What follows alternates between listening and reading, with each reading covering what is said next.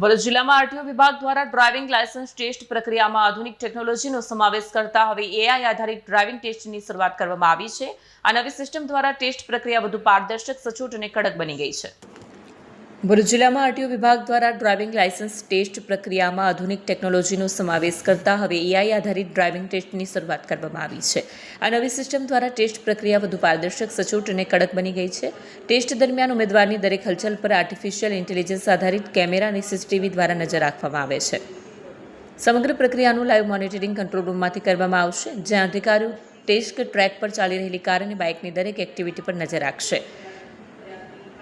Control રૂમમાં ઉમેદવારોનો photo, નામ, ભૂલ થયેલ સ્થળ અને નિષ્ફળ જવાનું કારણ તરત જ ડિસ્પ્લે પર દેખાઈ જાય છે। ટેસ્ટ પહેલાં દરેક અરજદારને એલસીડી સ્ક્રીન પર માર્ગદર્શક વિડીયો બતાવવામાં આવે છે, જેમાં ટેસ્ટ કેવી રીતે આપવો તેની માહિતી આપવામાં આવે છે।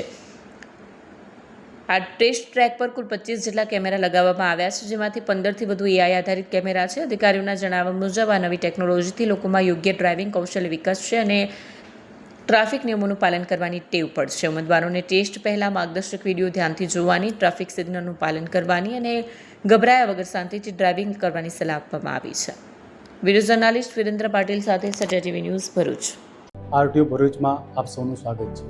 રાજ્ય સરકારના નિર્દેશ મુજબ RTO Bharuch AI base test track શરૂ કરી રહ્યું છે।